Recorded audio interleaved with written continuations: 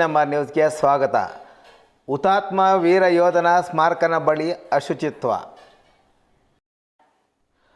ಅದು ಓರ್ವ ಹುತಾತ್ಮ ವೀರ ಯೋಧನ ಸ್ಮಾರಕ. ಯುದ್ಧದಲ್ಲಿ ಗುಂಡೇಟಿಗೆ ಮರಣ ಹೊಂದಿದ BSF ವೀರ ಯೋಧನ ಸ್ಮಾರಕ ಗಬ್ಬು ಗಿಡಗಳಿಂದ ಗಬ್ಬು ನಾರುತ್ತಿದೆ.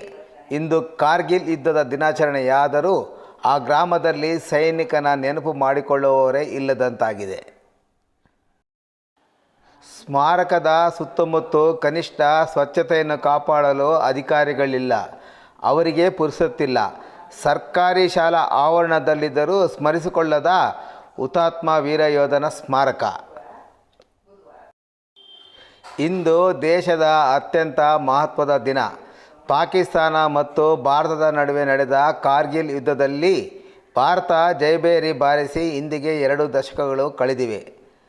ಕಾರ್ಗಿಲ್ ಯುದ್ಧದಲ್ಲಿ ಮರಣ ಹೊಂದಿದ ಸೈನಿಕರಿಗೆ ದೇಶದಾದ್ಯಂತ ಭಾವಪೂರ್ವಕ ನಮನಗಳನ್ನು ಸಲ್ಲಿಸುತ್ತಿದ್ದಾರೆ.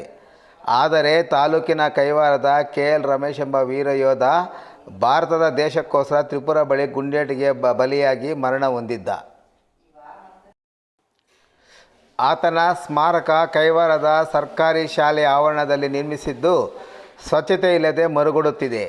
ಗ್ರಾಮ ಪಂಚಾಯಿತಿ ಅಧಿಕಾರಿಗಳಾಗಲಿ ಜನಪ್ರತಿನಿಧಿಗಳಾಗಲಿ ಈ ಬಗ್ಗೆ ತಲೆ ಕೆಡಿಸ್ಕೊಂಡಿಲ್ಲ. ಸ್ಮಾರಕ ಸುತ್ತಲೂ ಪಾರ್ಥಿನಿಯಂ ಗಿಡಗಳು ಯಥೇಚ್ಛವಾಗಿ ಬೆಳೆದು ನಿಂತಿದೆ. ಜೊತೆಗೆ ಸಾವಿಗೋಸ್ಕರ ಎದುರು ನೋಡುತ್ತಿರುವ ತೆರೆದ ಕೊಳವೆ ಬಾವಿ ಇದೆ. ತೆರವುಗೊಳಿಸುವಲ್ಲಿ ವಿಫಲರಾಗಿದ್ದರೆ ಕನಿಷ್ಠ ಇನ್ನಾದರೂ ಸಂಬಂಧಪಟ್ಟ ಅಧಿಕಾರಿಗಳು ಎಚ್ಚೆತ್ತುಕೊಂಡು ಸ್ವಚ್ಛತೆಗೆ ಗಮನ ಹರಿಸುವರೇ ಎಂಬುದನ್ನು ಕಾದು ನೋಡಬೇಕಾಗಿದೆ.